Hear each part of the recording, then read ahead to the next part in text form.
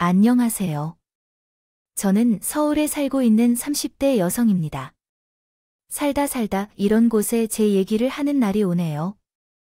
저희 엄마가 가끔 들으시길 저도 운전하며 틀어두다 보니 어느새 자주 듣게 된 것 같아요. 그만큼 사람 사는 모습이란 참 다양하네요. 저도 그쪽에 속하는 편이고요. 집마다 뚜껑면 다 사연이 있다지만 유독 저는 엄청 억울함을 느꼈고 더 참지 않는 쪽을 선택했어요. 특히 부모님과 관련 있는 문제다 보니 사람은 이런 거 건드리면 또 참을 수가 없잖아요. 일단 저희 부모님은 50년대 초반 분들이라 현재 70의 나이를 넘기셨나요? 근데 결혼할 때쯤 되니 본인이 한창 살림하며 자식 키우느라 힘들었다고 경제적으로 여의치 않다고 하시는 거예요. 근데 그런 말을 꺼내실 때만 해도 아주 사근사근하고 살갑계셔서 우리 부모님도 그냥 사정이 딱하다고 여겼어요. 그래서 신혼집 얻을 때도 우리 쪽에서 좀 더 못해서 결혼을 했고요. 근데 역시 가장 중요한 행사를 치어서 그런 걸까요? 갈수록 어머니는 본색을 드러내셨습니다. 처음엔 돈이 충분치 않다 아들 하나 키우느라 아둥바둥 살았단 말을 보고 그냥 형편이 어려웠다 표현하신 줄 알았어요. 알고 보니 어머니는 돈을 줍고 못 사는 성격이시라 그요. 진짜 그 누구보다도 돈에 집착하시는 타입이었어요. 슬슬 제가 편해지실 건지 은근히 좀 거슬리는 말들을 툭 던지시는 거예요. 아이고, 집 좋다. 너무 깔끔하고 이뻐. 근데 다 좋은데 우리 집에서 여기까지 왔다 갔다 하기가 힘들어. 지하철로 한 15분 간다지만 그래도 자고로 자식이랑 가까이 살아야 되는데 말이야. 그래도 여기 그나마 양쪽에서 각자 가까운 곳으로 고른 거잖아요. 어머니 저희 출퇴근하는 곳도 다 고려해야 되고요. 대출 끼고 어쩌고. 이 정도면 괜찮은 것 같아요. 에휴, 그러게. 너네 집에서도 기왕 힘써 주시는 거 좀만 더 써주시면 좋잖아. 꼭 날 생각해서가 아니라 보니까 오는 길에 좋은 아파트들 더 많더만 막상 당시에 집 얻을 때 아무 말도 안 하고 와서 감탄만 하시더니 몇 번 오가시면서 익숙해졌는지 점점 이런 평가들이 늘어오시더라고요. 솔직히 억대하는 집이 대출 빼고 우리 집 2억 정도 따로 해주셨는데 거기서 얼마나 저희 부모님이 더 해주셔야 되는 걸까요? 심지어 당시 예단을 제가 대강 생각하고 있을 때도 남편을 통해서 어머니가 슬쩍 생각을 전달하신 거예요. 엄마가 다른 거 많이 하고 그럴 거 없이 가방 하나만 있으면 좋겠다고 해서 우리 큰이모가 그 명품 가방 있잖아. 로이비 가방이 있는데 전부터 그게 부러웠무니 다 따로따로 안 해도 되고 그 가방만 있으면 괜찮을 것 같아. 솔직히 이때는 저도 그냥 좋은 거라 생각해서 제가 생각한 예산보다 적은 금액으로 준비해 드렸어요. 근데 어머니는 그 후로 자꾸 뭔가 더 얻고 싶어 하시는 느낌이랄까 은근슬쩍 요구를 하시더군요. 우리 큰 언니가 집이 참 부자야. 그래서 몇 년 전에 화날 때도 애들이 미국으로 보내주고 그랬어. 근데 나는 제주도도 아직 한 번도 못 가봤지. 뭐니? 그래도 기왕 간다면 어디? 여기 근처 나라라도 가보고 싶다 그러면서 본인 칠순 때는 뭐가 있었고 저랬으면 좋겠다고 또 구구절절 말씀하시는 거예요. 그래서 대충 내내 하고 남겼더니 두루 백인 생일 때 제주도 여행을 가고 싶다고 하시더군요. 이러니 남편한테 곧 또 말했어요. 여보, 이제 그럼 생일 때마다 이렇게 비용 많이 드는 이벤트들 생각해야 되는 거야. 제주도. 어머니 혼자 보내드리는 것도 아니고 우리까지 같이 가면 솔직히 너무 부담스러운데. 나는 양과 똑같이 해드렸으면 해. 그럼 매년 양쪽 어른들 돌아오는 생일마을 비용을 많이 부담할 거야? 아, 그건 아니고.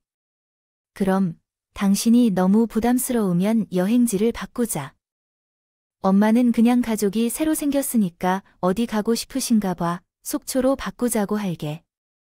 남편은 뒤로 물러나 수습 한답 쉬고 여행지로 바꿨고 저는 그것도 썩 마음에 들지 않았어요. 근데 저보다 더 언짢아 아는 사람이 있었으니 바로 어머니셨어요.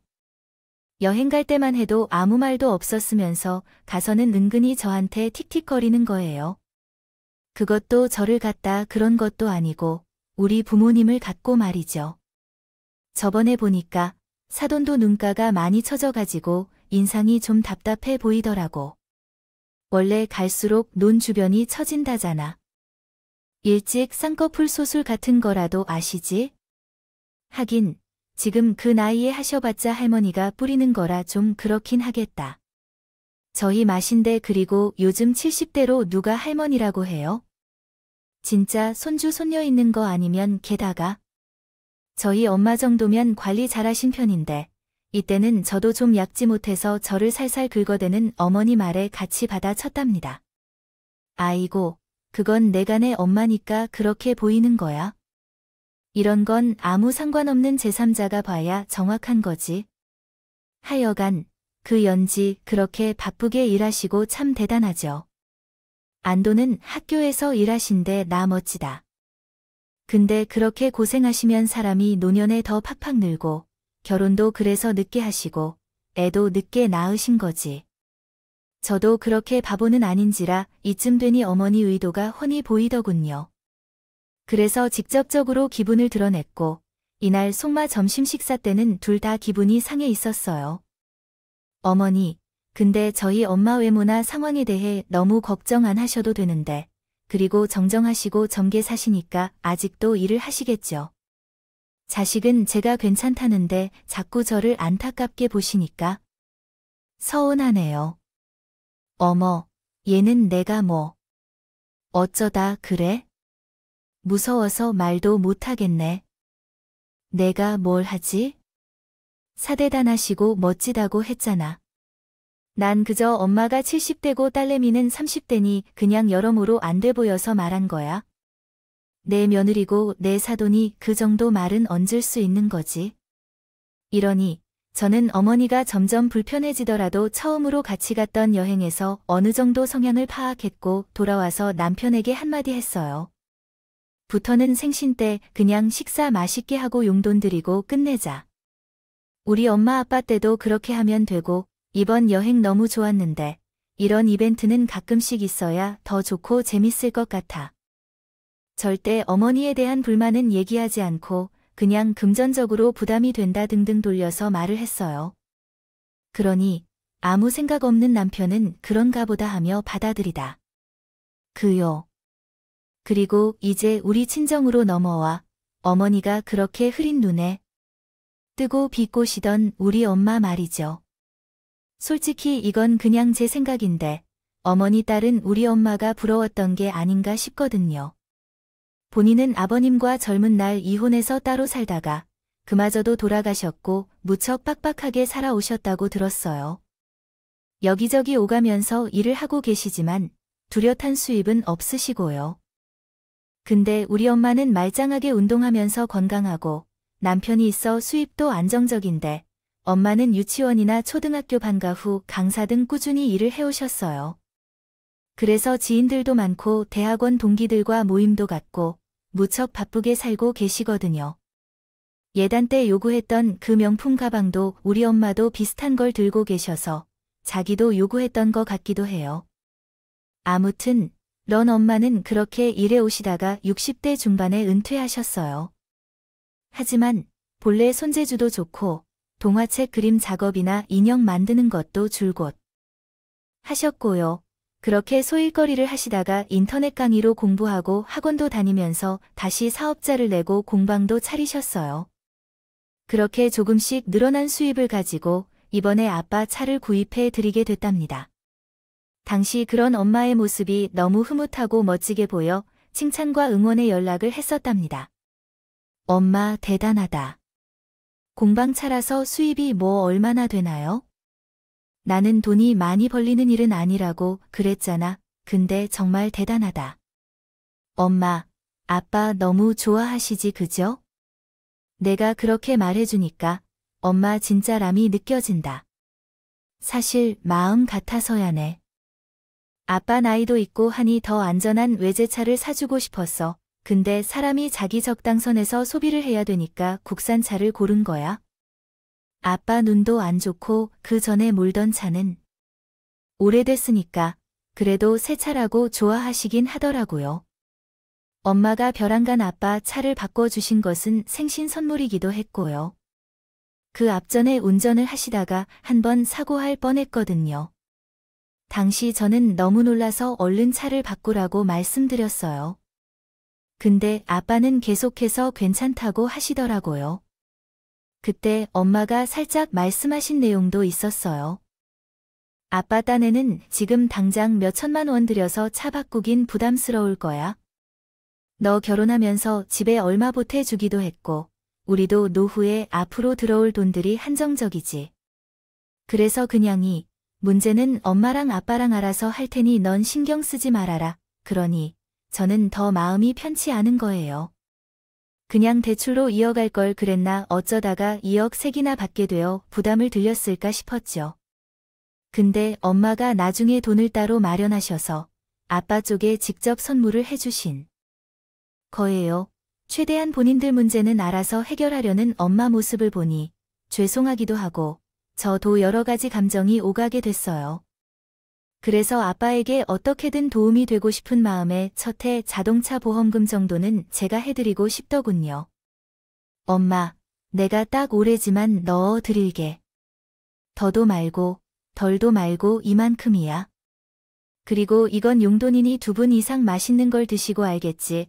그런데 나중에 시다기선 밥을 먹으며 각자 화제를 하다가 이 내용이 나왔거든요. 사실 어머니가 부모님 어쩌 지내냐고 물으시길래 전 이전에 우리 엄마의 약간 우습게 말하던 모습이 생각났고 그래서도 보안듯이 말씀드렸죠. 근데 어머니는 엉뚱한 데에서 포인트를 맞으시고요. 그래, 역시 사람은 늙거나 어쩌나. 돈을 주고 있어야 돼. 안 살 돈도 나이 먹어서. 그렇게 돈이 있으니까 뭐라도 하는 거지. 내가 이번에야말로 진짜 일도 하고 모두 해봐야겠어. 나라고 뭐 못할 게 있어? 그렇게 하시든지 말든지 저는 아무 상관도 안 하고 싶었고 그냥 그런가 보다 했어요. 하지만 얼마쯤 지났을까요? 며칠 정도 더 지나 어머니는 우리를 집으로 부르셨어요. 같이 식사한 지 얼마 안 됐는데 또 밥 먹자고 부르셔서 고기며 뭐며 잔뜩 해서 먹이시고요. 그래놓고 하실 말은 따로 있으셨던 거예요. 엄마, 이번에 일하게 됐다. 근데 여기가 화장품이며 이것저것 아주 많이 취급하는 곳이야. 그러면 물건들이 공간도 있어야 되고 사람과의 상담도 해야 되니까 그래. 저기 사무실은 너네가 얻어줘라. 엄마, 그거 못 파는 건데. 화장품을 판다고 이 얘기는 이렇게 쑥쑥 흘러갈 내용이 전혀 아니잖아요. 다급해진 전인 바로 어머니께 물었어요. 잠깐만요, 어머니. 저기 사무실이에요. 어디에 사무실을 장소도 없는 곳에서 어떻게 일하신다는 거예요. 그리고 그걸 왜 우리가 내야 되는지도 설명이 필요했지만 어머니가 하신다는 일 자체가 분명치 않아 보였어요. 원래 다 그렇게 시작하는 거야?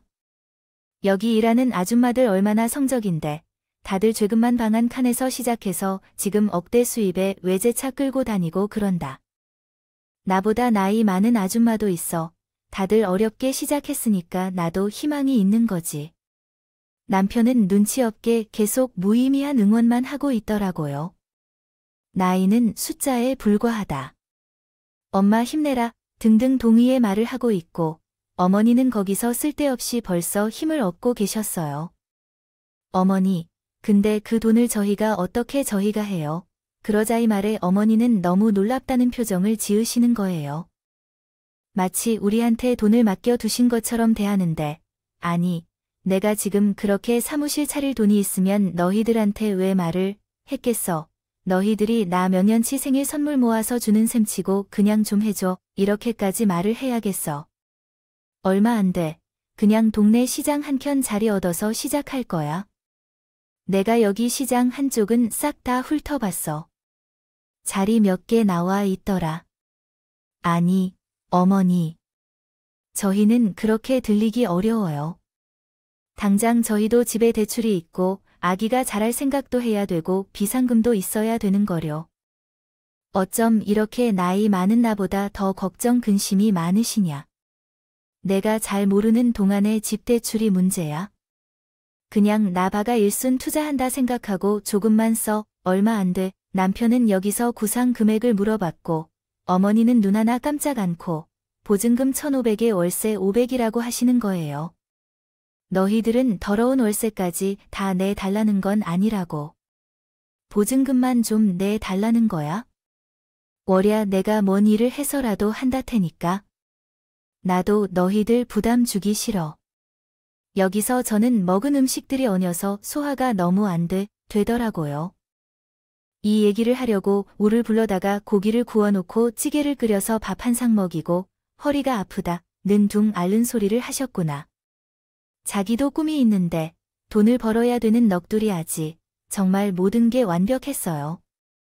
저는 어디 뭔 일이 일어난다고 해도 절대 협조 못한다고 꽝꽝 모습을 박아버렸어요.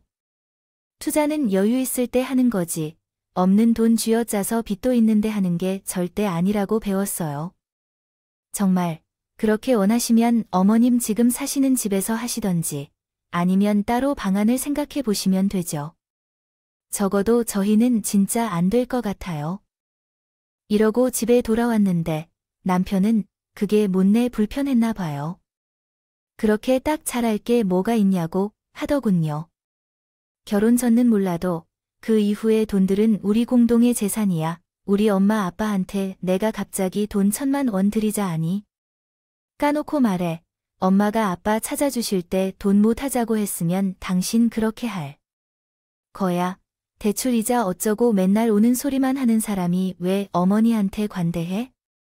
그렇게 따지면 나도 우리 엄마 아빠한테 다 해줄 수 있어. 근데 여기서 남편은 참 희한한 말을 하는 거예요. 아, 그런 걸 꼭 비교해야 돼. 저희 가족은 우리 집보다 훨씬 여유 있잖아. 장인어른도 조그만 건물 하나 있다 하시고 장모님도 현역으로 일하고 계시고 두 분 다 돈도 있으신데 우리 엄마랑 입장이 같아. 당신 좀 치사하게 나온다. 여기서 화가 난 전인 나는 그 효도 혼자 하라고 말했어요. 그런 식으로 말할래? 좋아. 그럼 당신이 어머니께 협조하도록 해. 당신 나한테 줄 1,000만 원 있잖아. 전에 사업 초반에 필요하다고 6개월 안으로 채워놓는다고 했지. 그거 갖고 어머니 드리면 되겠네. 안 그래? 그랬더니 이 인간이 입을 꼭 다무는 거예요. 바로 갚아. 여건이 안 될 줄은 알았지만 자기도 돈 없는 주제. 그럼 그 돈이 누구 더로 내주라는 걸까요? 저는 그냥 이렇게 넘겼는데 다음날 저 일하는데 어머니가 전화하신 거예요. 뭐 내가 계좌번호를 모를까 봐 보내주려 한다는 둥 자꾸 제 의중을 떠보고 싶어 하시더라고요. 저는 짜증이 팍 났어요. 그래서 남편 얘기를 꺼냈더니 어머니가 마구 화를 시대요. 뭐, 걔가 너한테 빌려간 1,000만 원 받아다가 하라고야? 그게 진짜 어른 공겠다는 태도냐? 너 기가 막힌다. 그 녀석이 그걸 바로 갖다가 날 도와줘 형편이 됐음 진즉했겠지. 그래서 저는 그때 남편 빌려고 돈 없어서 진짜로 못한다고 좋은 핑계를 댔어요. 이러니 어머니는 부글부글 으면서도 더 말을 못 얹고 내셨어요. 그런 일이 있고 나서 제가 어멜리에게 좋은 감정이 생길 수가 없었어요. 만 불만은 있어도 대놓고 거리는 못 오겠고요. 왜냐면 그쪽으로 눈치가 또 기가 막히게 빠르신 편이라 사람을 아주 숨도 못 쉬게 하는 타입이에요. 그러던 사이 저희 집에 큰 사건이 발생하게 되는데요. 아빠와 엄마가 동네 부근에서 가볍게 자전거를 타고 움직이시는 중 넘어지셨다고요. 여기서 아시는 분들은 아시겠지만 그 연세에 잘못 넘어지면 큰일이잖아요. 두 분은 그냥 가까우니까 그렇게 지나가려다가 오토바이가 옆을 스치면서 그렇게 됐다 하더군요. 하여간 이걸로 인해 저희 아빠는 무릎 쪽 부상을 입으셨는데 이게 생각보다 심각한 문제가 됐어요. 예전에도 나사 같은 걸 넣어서 수술하신 적이 있거든요.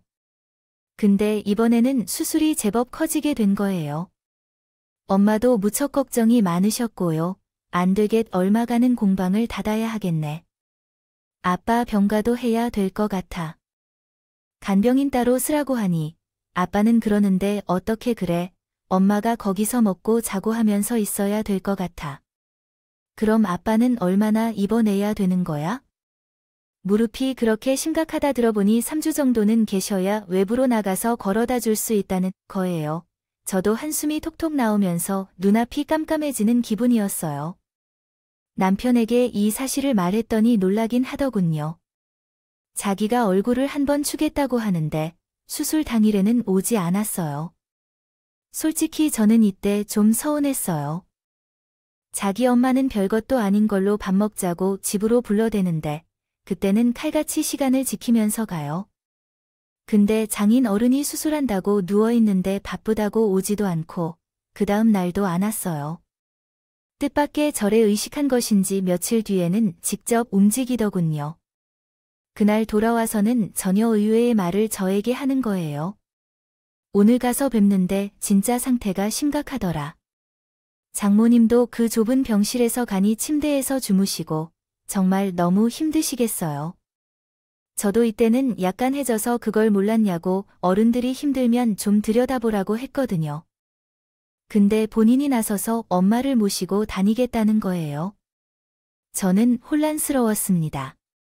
의심할 수밖에 없었습니다. 당신이 우리 엄마를 모시고 다닌다고 어떻게 여기서 처할까까지 그렇게 오래 걸리는 것도 아니고, 그리고 장모님 매일 같이 집에서 왔다 갔다 하신다며, 아까 말씀 들어보니까 이제 거기서 주무시기 허리가 너무 아프대. 그러니까 내가 차로 모셔다 드리려고 하는 거야? 저로서는 솔직히 엄마까지 걱정되긴 했어요. 우리 엄마도 허리 디스크 수술한 지 몇 년 안 됐거든요. 아빠 걱정을 하시니 병원에는 머물러야겠다 보니 허리도 슬슬 이나기 시작한 거예요. 그래주면 나야 고맙지. 엄마도 내일부터 잠은 집에서 와서 주무신다고 하더라고. 그래서 밤에 누가 집으로 태워가고 새벽에 누가 엄마 태워서 병원에 내려다 주면 좋을 것 같기는 해. 그래, 장은 노는 3주 정도 계시기로 했다며. 그럼 내가 도와야지. 우리는 일단 지금 차가 없으니까 내가 장은 오른 차로 움직여야 될 것 같아. 그래서 저는 그러라고 했어요. 마음 같아서는 제가 하고 싶지만 직장이 멀고 출근 시간은 촉박하다 보니 엄마를 모시고 다닐 여유가 없었거든요. 이 순간에는 왠지 모르게 남편이 조금 고맙기도 하고 의지가 되더라고요. 원래 가족 중 누군가 아프면 간호하는 사람이라도 건강해야 돼. 그 사람을 제일 챙겨줘야 되고, 장인 노은 아프신 건 병원에서 다 알고 있고 치료도 이미 다 준비돼 있지만 곁에서 병관하는 장모님은 아무도 신경 쓰지 않잖아. 조금이라도 수고 덜으실 수 있게 우리가 도와드려야지. 이런 말이 들으니 조금 미안하기도 하고 어머님을 생각하며 앞만 밉고 마음에 안 들어도 조금은 내가 숙이고 맞춰야지. 이렇게 결심을 했어요. 그래서 남편이 아빠 차로 움직이는 날이 대다수였고 우리 집 주차장에 차를 두고 다녔답니다. 첫날은 친정에 차를 들고 걸어서 우리 집에 왔는데 매일 같이 감당하겠다는 남편에게 좀 미안했어요. 그냥 차 갖고 우리 집으로 왔다가 새벽에 엄마를 태워다 드리고 당신은 차 갖고 출근하면 되지. 뭘 번거롭게 그래? 엄마도 그렇게 하라고 했어. 남편은 알겠다 며 그렇게 하기로 했고요. 얼마간 그리 다니다 보니 엄마도 편히 이동하실 수 있었답니다. 문제는 그 사이에 아빠 무릎 회복이 아주 더디게 짖는 거예요. 연세도 연세고 그쪽 병동에는 우리 아빠와 또래 분들이 엄청 많으시더라고요. 80대 어르신들부터 사고로 다쳐서 왔거나 아니면 가정에서 넘어졌나 별의별 상황들이 많았어요. 한편으로 이 사실을 우리 어머니도 아실 텐데 저한테 연락해서 따로 안부를 묻진 않으시더군요. 솔직히 본인의 사무실까지 아들 며느리에게 차려달라고 할 정도로 의지하고 계시면서 며느리의 친정 아버지가 병원에 입원했는데 전화 한 통 안 해보시는 게 좀 그랬어요. 그래도 저는 무소식이 희소식이라고 생각했고 어머니는 얄미워도 요즘 남편이 잘하고 있으니까 그냥 좋은 게 좋은 거다 하기로 했던 거예요. 근데 저는 그 무렵 남편에게 가졌던 고마운 마음이며 잠잠히 있기만 하는 어머니에 대한 얄미움 등 이런 것들에 대한 진실을 곧 알게 됐답니다. 일단 이후로 아빠가 재활치료를 하게 되셨거나 중 다시 저희 동네 쪽으로 넘어오던 길이었어요. 여기 앞쪽에는 대형마트가 하나 있는데 거기 입구 쪽 주차가 아주 힘들거든요. 그래서 차들이 나란히 정차되어 어쩌지도 못하고 있는데 그때가 낮 2시쯤 되었어요. 근데 마트 입구 쪽에서 누군가가 아주 복잡하게 짐을 싣고 있는 거예요. 딱 봐도 붉은색 파마 머리에 우리 어머니가 맞았고 뭐 장이라도 보셨나 싶어서 그냥 무심결에 시선이 흘러가던 중 어머니가 그렇게 짐을 우겨놓고 있는 차가 눈에 띈 거예요. 앞서 말했지만 저희 어머니는 경제적으로 여유가 없으신 편이고 면허가 있긴 하지만 차는 없으세요. 근데 웬 차인가 싶어 다시 자세히 봤고 그 익숙한 뒤태와 번호로 열심히 눈살을 짚으면서 본 결과 이건 우리 차인 거예요. 엄마가 얼마나 모은 돈으로 우리 아빠에게 사주신 바로 그 차요. 저는 그리 멀지 않은 곳에 있었기에 곧바로 어머니를 만나러 가다가 어머니는 주변을 둘러보던 중에 저와 눈이 마주치자 또 한 번 경직이 일으키시더니 아이고 깜짝이야. 얘, 너 왜 이렇게 사람을 놀래켜? 그거 우리 아빠 차잖아요. 어머니가 이러면서 왜 이런지 묻은 질문에 저는 이렇게 대답했어요. 어머니, 이걸 왜 어머니가? 그럴 때마다 머릿속에 대충 예상해 놓은 상황은 있었어요. 너무 짜증나는데 아마도 남편이 자기 엄마한테 차를 빌려주신 게 아닐까 하는 생각을 했던 거죠. 역시나 어머니는 그 예상과 동일한 대답을 하시는 거예요. 그래서 나중에 이거 아들이 타라고 잠깐 빌려줬어요. 오늘만 탈 거니까 신경 쓰지 마라고 하지만 저는 너무 찝찝하고 기분이 별로였어요. 그러니까 어느 우리 아빠 차고 용도는 우리 엄마를 못 쳐다 드리기 위한 것이었으니까요. 남편이 본인 엄마 생각해서 빌려드린 것도 이해할 수 있겠지만 저한테는 전혀 알리지 않은 사실이었어요. 근데 뒤에서 차들이 엄청 빵빵거리고 어머니는 잽싸게 넘어가 차에 타려고 하시더군요. 그래서 저는 일단 얼른 조수석에 같이 타버렸어요. 아니, 너는 왜 타는 거야? 저야, 집이 여기 근방이니까. 어머니도 대구로 가실 거 아니에요.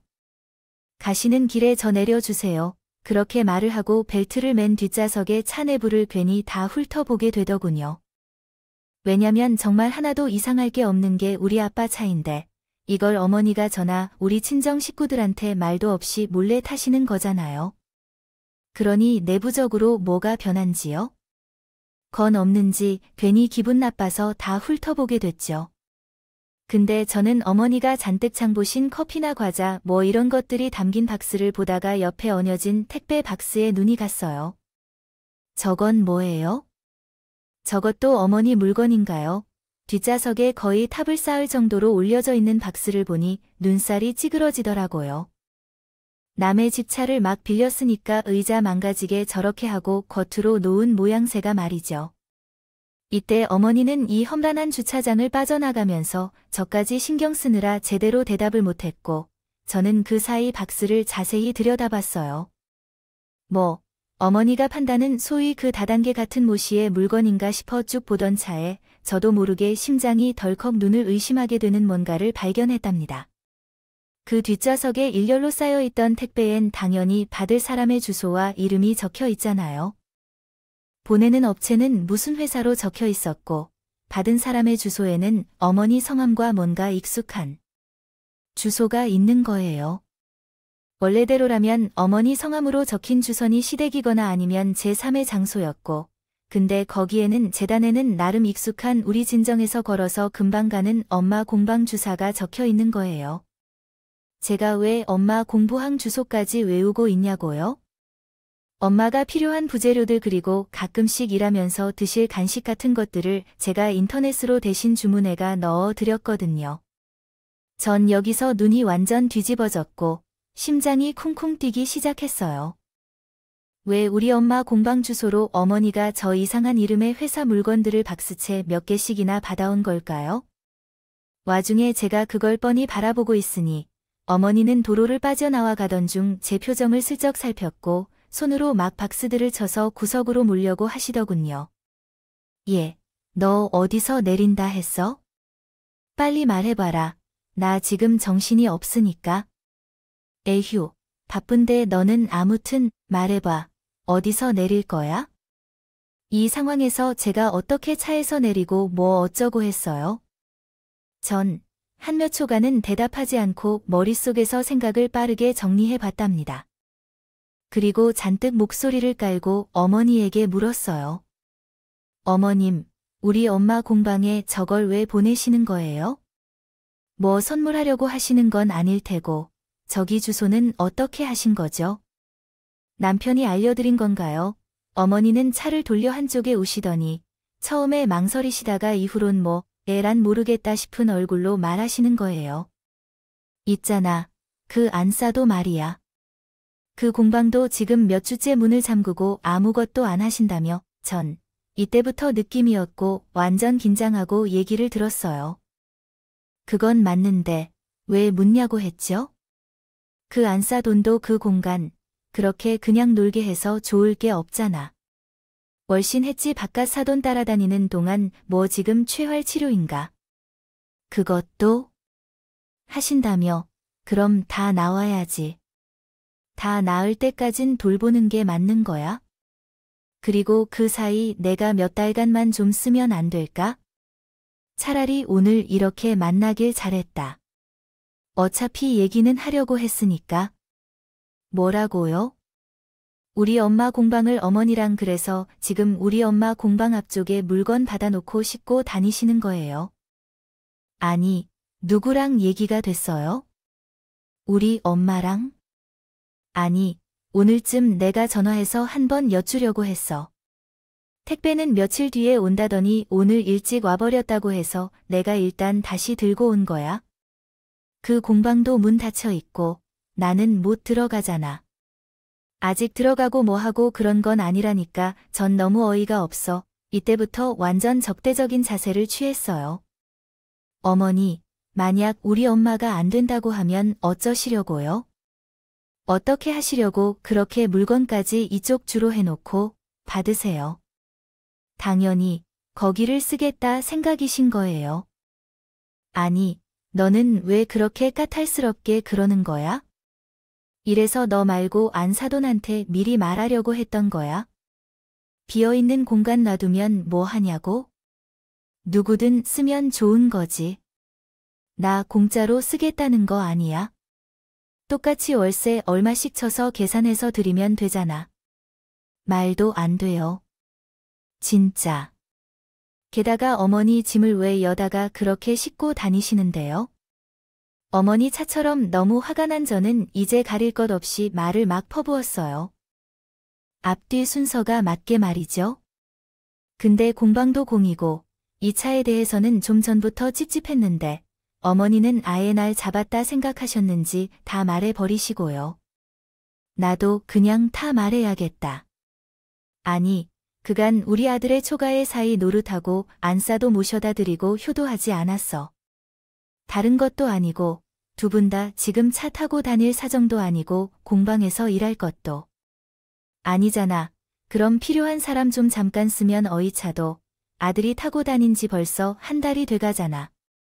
너도 안 탄다며. 그게 뭔 상관이에요? 그래서 모요까지도 우리 남편이 자기가 써버린대. 그래서 어머니한테 빌려드린 거예요. 순간 저는 뒤통수를 확 얻어맞은 느낌이 들었어요. 이상이 되도록 상상도 못했고 편히 무생으로 저러고 다니는지 몰랐거든요. 하도 집안에서 저한테 우리 친정 비밀을 맞출 얘기를 했으니까 그냥 그런 줄 알았던 거예요. 예, 너네 남편한테 너무 뭐라고 하지 말고 내가 생각 좀 바꿔봐라. 진짜 왜 그렇게 까탈스럽게 하나하나 따지냐? 그리고 내가 이거 사업자 되면 가만히 있겠어. 마음 같아서는 바쁘지만 시원하게 마시고 싶은 심정이야. 아무튼 서로 간에 도와주면서 사는 거지 뭐 어때? 그래서 나는 다 짜증나서 어머니에게 내려서 자리를 바꾸자고 했어요. 여기서 뭔가 다 틀어짐을 느낀다. 어머니는 안 바꾸겠다. 나 이거 운전대 잡고 원래 하루 동안의 일정을 끝내야 된다 하시고 저는 다 필요 없으니 관이라고 실랑이를 벌였죠. 그러다가 전 남편에게 전화를 걸었어요. 나 지금 엄양이랑 같이 있어. 우리 아버지의 차에 타 있는데 아주 기막힌 얘기들을 많이 들었네. 대충 당신이 앞으로 우리 아버지의 재산을 마음대로 쓸 거란 얘기와 엄양이가 우리 엄마의 급료를 쓴다는 것까지. 아주 환상의 조합이야. 이거 어떻게 할래? 우리 아버지 고생하시다. 아픈 사람이 공백이 생겼다고 남의 사무실이며 차를 멋대로 가져와서 쓸 생각? 그래, 그러자 어머니는 옆에서 뭐라고 막 하시면서 자꾸 막으려 들고 남편은 얼마나 기절할 때 놀란 건지 말이 없더군요. 저는 이미 마음으로 모든 걸 다 결정한 상태라 남편에게 그리고 어머니들에게 이야기했어요. 내가 모르는 사이에 이런 일이 일어나고 있었네. 또 어떤 일이 있을까요? 이번 간신히 같다 하지만 그 뒤로는 당신 잘 생각해봐. 남편에게 경고하다 못해 속으로 저는 이혼이라는 두 글자를 생각했어요. 어머니는 이런 제 모습에 약간 논출한 받꽃, 타자 시대까지만 태워다 주고 내가 알아서 가라고 하시더군요. 저는 운전석으로 넘어가 어머니를 내려드릴 때까지 단 한마디도 안 했고요. 그 길로 우리 엄마에게 전화를 걸어 모든 상황을 말했어요. 나 지금 뭔 소리를 들은 거야? 이게 정말이야? 진짜 돌아버리겠다. 제정신 들이라니, 어떻게? 무슨 거지들도 아니고 사돈네 비어있는 사무실이랑 자를 지들이 쓰려고 해? 소름 끼친다. 예, 그지. 엄마, 나 진짜 이것들 가만 안 둘 거야. 저는 전화를 끊고 나서 말이 안 통하는 걸 넘어 이제 제정신인가 싶은 그 두 모자를 떠올려 봤어요. 다시 한번 눈을 지긋지긋 감게 될 정도로 참 처절한 수준의 인성이다. 이것들이 앞으로 어떻게 미래를 살아야 되나? 호시탐탐 우리 친정에서 떨어지는 콩고 물만 기다리는 시모 그리고 그 아들. 대체 남편은 언제부터 어떻게 해먹을 생각을 하고 있었던 걸까요? 그리하여 저는 결정을 내렸어요. 25평 때 우리 집에서 남편 서주방 그리고 안방에 있는 짐들을 싹 밀어내기 시작한 거예요. 제가 개인적으로 쓸 수 있는 공간으로는 작은 방을 선택해서 원래 안방에서 부부가 쓰던 짐들 중 제 것만 싹 옮겼어요. 안방과 서재 쪽은 이어져 있기에 그 공간들을 깨끗이 미워 정리를 했어요. 이렇게 비우기 시작한 건 두 가지 목적 때문이에요. 하나는 엄마의 공방을 우리 집으로 옮겨오는 것, 하나는 남편과의 이혼 때문인 거죠. 안 그래도 결혼 초부터 피곤하게 느껴졌던 어머니 모습은 솔직히 초반까지는 견딜만 했어요. 근데 날이 갈수록 스트레스를 받게 되고 남편도 그걸 당연시 여기고 이젠 저를 몰래 속이기까지 했죠. 이 집에는 거의 지분이 대부분이고 저는 이렇게 마음대로 해도 되는 입장이에요. 그냥 다 밀어버리고 해치울 수도 있지만 뭔가 역제사지로 복수해버리고 싶더라고요. 그간 그렇게 사무실을 얻어달라더니 우리 엄마 공방을 탐내서 거기에 대충 머리 들이밀고 들어가려던 어머니를 떠올리며 열심히 중간에 물건을 옮기고 내보내고 했답니다. 그리고 저녁 7시쯤 돼요. 남편은 퇴근했다가 현관 앞쪽 물밀듯이 쌓여있는 짐들을 보며 기겁했던. 이게 뭐야? 우리 이사가 아니야.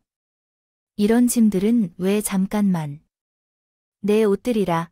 이거 책들은 여기 왜 쌓아둔 거야? 당신, 아까 집에 와서 얘기하자. 더니, 여보, 왜 이래? 나랑 대화 좀 하자. 남편은 저한테 말을 걸며 빠르게 주변 환경을 둘러보다가 그제서 느지막이 상황이 했나 봐요. 하지만 저는 하고 싶은 말만 하고 빨리 이 상황을 끝내고 싶었어요. 여기엔 이제 당신이 있을 곳이 없네. 짐들 다친 게 있어 가면 돼. 그건 말하려고 이따 얘기하자고 한 거야? 아니, 그게 말이 돼? 잠깐만.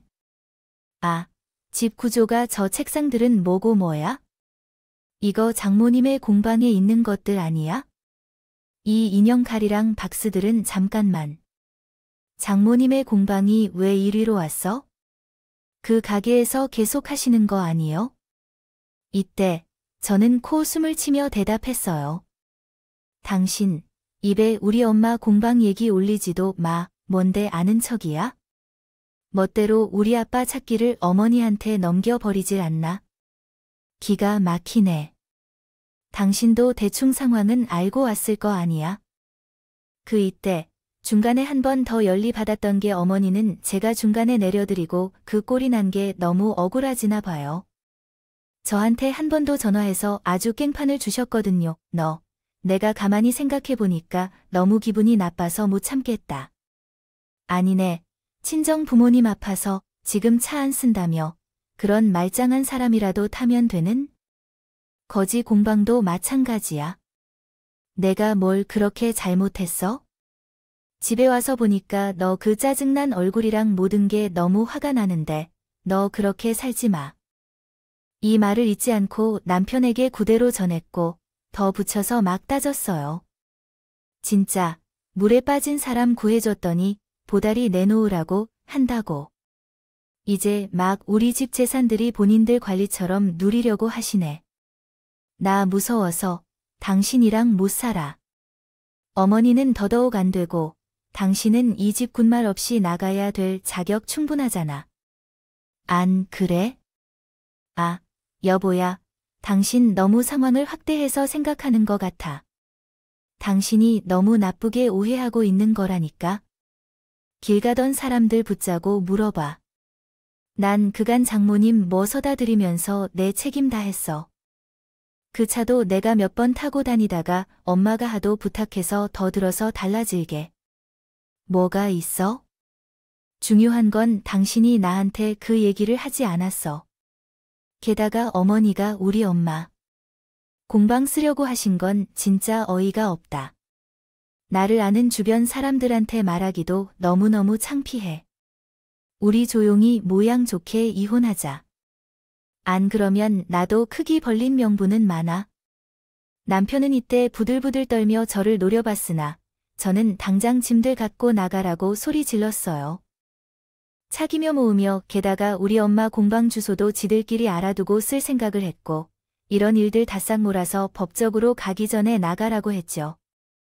여기서 우리 어머니는 그날 밤 저희 집에 늦게 찾아와서 또 훈계질 하시는 거예요. 노인네들이 시간에 오가게 한다면서 제가 이혼이라고 한 말을 뭐 장난으로 들으시더니 차도 앞으로 어차피 안 쓸 거고 공방도 그냥 잊어달라면서 저도로 너도 참너다 하며 또 가르치려고 드시는 거예요. 무릎 꿇고 싹싹 빌로도 안 받아줄 건데 저렇게 말씀하시길래 저는 소송 준비 들어가겠다고 엄포를 놨어요. 그랬더니 있는 것들이 사람 무시한다며 또 무슨 자기가 모든 상황의 피해자인 척 마냥 말장 나는 시작하시더니 그래서 전 곧바로 소송 준비에 들어갔어요. 그리하여 이혼하면서 재산을 완전히 나누다 못해 남편 쪽에 넘어가는 것 거의 없이 초반에 해결이 됐고요. 저는 결혼했다는 기록 외에는 특별히 이을 것 없이 원만하게 끝났답니다. 어머니는 본인 아들 하나 잘 키워 장갑을 해놓고 그 뒤로 그걸로 계속 며느리랑 친정한 기대서 등 쭉쭉 먹으려다가 된 통화도 맞으신 거죠. 능력도 마땅치 않고 돈은 더 없는 자기랑 똑같은 아들을 어찌어찌 장가를 했으면서 그럼 그냥끼리 잘 살게 놔두면 안 되나요? 결국 그 아들 이혼남 됐고 돈도 다 털리고 현재 아주 힘들게 살고 있다고 들었어요. 저희 아빠는 그 사이 재활 치료를 하셔서 많이 좋아지셨지만 여전히 엄마 손이 많이 가시고요. 그래도 는 저희 집에 제가 내어드린 공간 안에서 가끔 쉬시고 작업도 하시면서 마음은 편히 지내고 계세요. 이혼이란 상황이 오기까지 시간이 꽤 걸렸지만 부모님은 그냥저냥 제가 잘했다고 하시더군요. 저도 당연히 그리 생각하고 당분간은 이를 몰두하며 이 새로운 기억들을 차차 정리해 보려고 합니다. 여기까지 들어주셔서 감사하고요. 모두 건강하세요. 오늘도 저희 채널에 와주셔서 감사드립니다. 더 좋은 이야기로 찾아뵙겠습니다.